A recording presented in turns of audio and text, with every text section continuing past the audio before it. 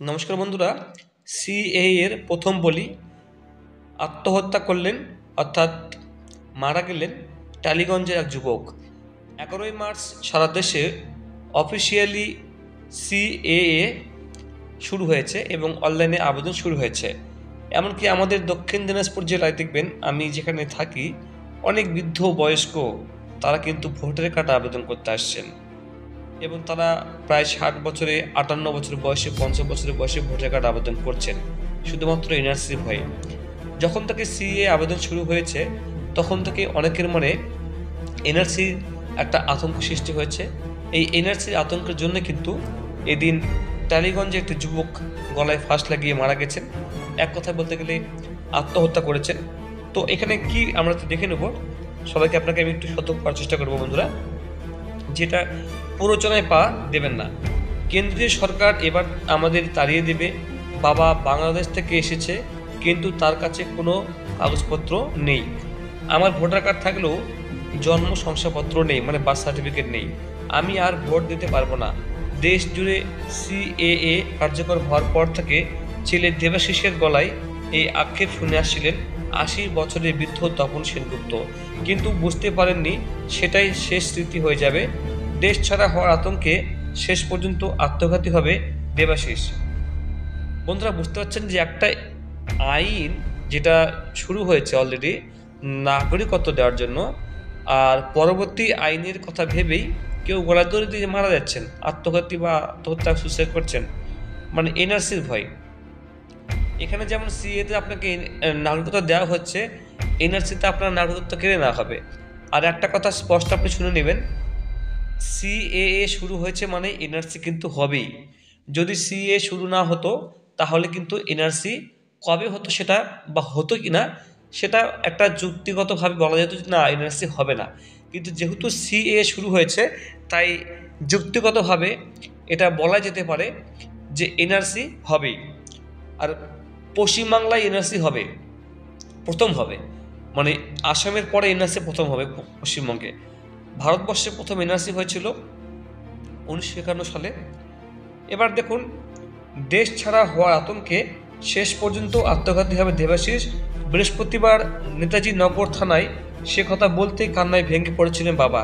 হাতের মুঠোয় ধরা ছেলের ময়না তদন্তের কাগজ, বিড়বিড় করে অভিশাপ দিচ্ছিলেন কালা আইন সিএএ কে, কেন্দ্রীয় সরকারকেও। মানে তিনি সুসাইড নোট লিখে গেছেন।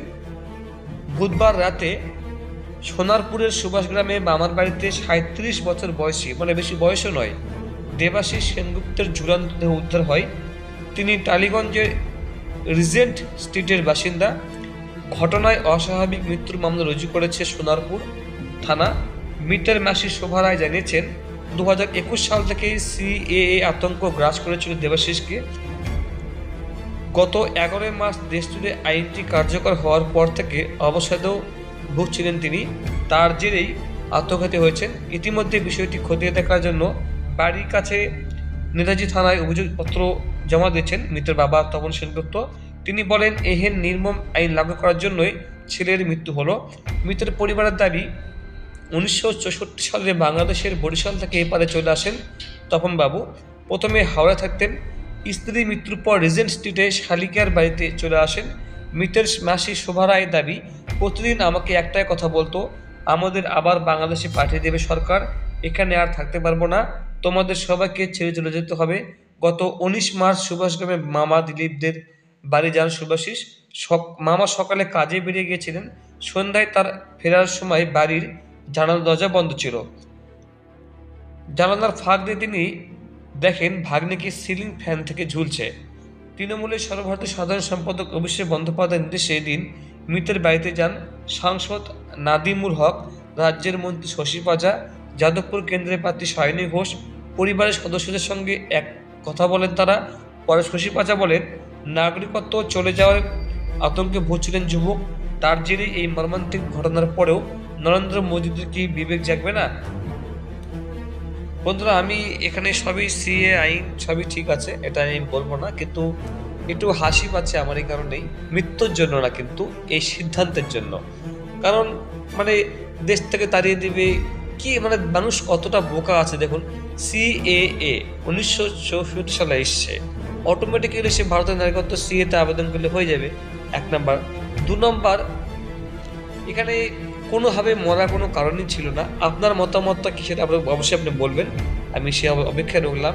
আপনারা অবশ্যই কমেন্ট করবেন এইসব বিষয় নিয়ে। এটা শোনার পরে আপনার কি মনে হলো? এইটা আমি রোগ মনে করি, এটা ঠিক না। আর এই আইনের জন্য মৃত্যু বা এটা কোনোভাবে আমার যথোপযুক্ত মনে হচ্ছিল না। এটা তিনি কোনো মানসিক রোগে ভুগছিলেন হয়তো, সে কারণে মারা গেছেন। আর এরকম হাজার হাজার লোক মারা যাচ্ছে, কারো কোনো যায় আসে না, ঠিক আছে?